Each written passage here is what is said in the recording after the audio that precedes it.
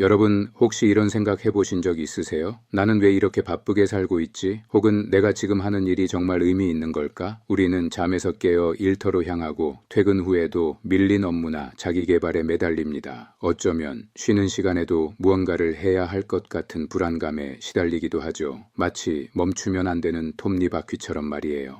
안녕하세요. 지식 한 스푼 이세마입니다. 오늘은 데니스 뇌르마르크와 아네르스 포그 앤센의 책 가짜 노동, 스스로 만드는 번아웃의 세계와 함께 우리는 왜 일하는가라는 흥미로운 질문에 대한 답을 찾아보고 그 과정에서 노동의 동기들에 대해 깊이 파고들어 보려고 합니다.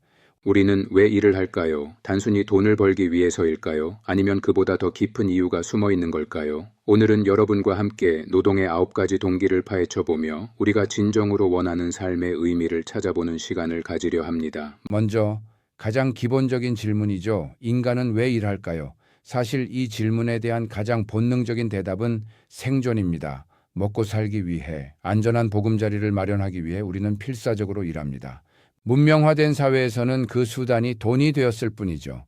그런데 마르크스는 돈을 벌기 위한 노동이 인간의 본질적인 속성을 수단으로 전락시킨다고 지적했습니다. 인간의 존재가 목적이 아니라 돈을 위한 수단이 되어버린다는 것이죠.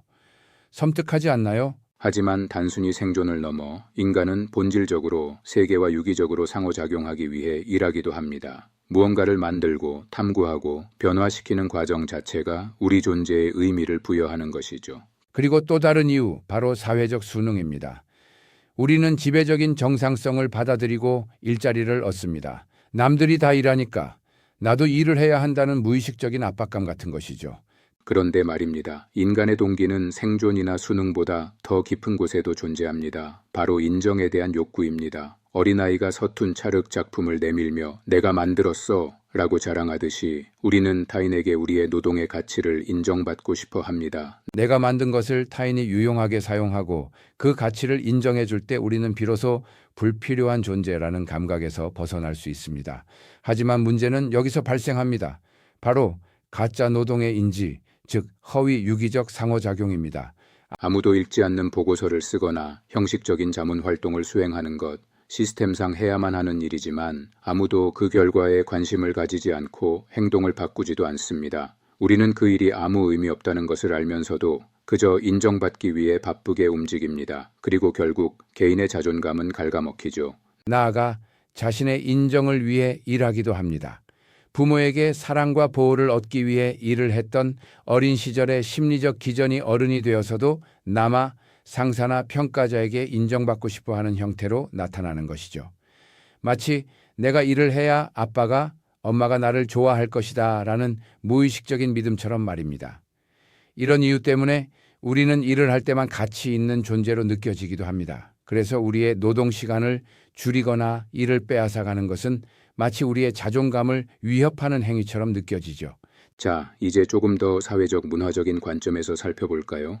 사회학자 막스 베버는 청교주의, 특히 칼뱅주의가 자본주의의 주요 추진력이 되었다고 주장했습니다. 칼뱅주의의 예정설은 인간의 구원이 태어날 때부터 정해져 있다는 것인데 이는 오히려 사람들이 자신이 선택된 자라는 증거를 찾기 위해 더욱 열심히 일하도록 만들었습니다.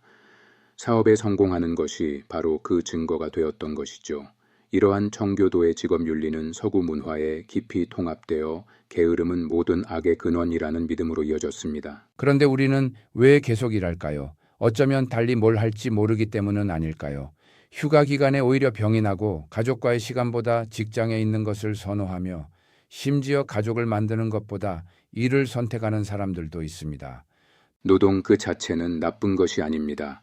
자신의 본성에 맞는 유기적인 상호작용으로서의 노동, 예를 들어 잠수를 좋아해서 잠수 강사가 되는 것처럼 말이죠. 하지만 문제는 노동이 세계와의 유기적인 상호작용이 아닌 다른 본질적인 상호작용을 대체하면서 시작됩니다. 바로 할 일 없음에 대한 공포를 막기 위해 본질적이지 않은 일을 더 많이 하게 되는 것이죠. 결국 노동은 불안 관리 전략이 되기도 합니다. 특히 은퇴 후 할 일이 적어지는 것에 대한 막연한 두려움 때문에 우리는 죽을 때까지 일하거나 아니면 공포를 피하기 위해 수많은 가짜 노동을 만들어냅니다. 러셀, 케인스, 로이드 라이트 같은 성우자들은 이미 오래전에 노동시간을 3분의 2로 줄일 기회가 있었다라고 말했습니다.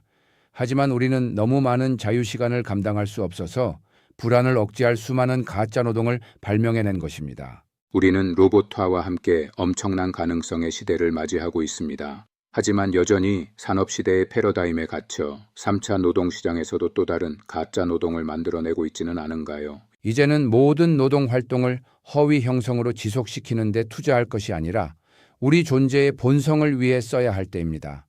그렇다면 우리는 무엇을 할 수 있을까요? 오늘 영상이 여러분의 노동에 대한 새로운 시각을 제공했기를 바랍니다. 나는 왜 일하는가? 라는 질문에 스스로 답을 찾아보는 시간을 가져보세요. 다음 시간에 더 유익한 내용으로 찾아뵙겠습니다. 지식 한 스푼 이세마였습니다. 감사합니다.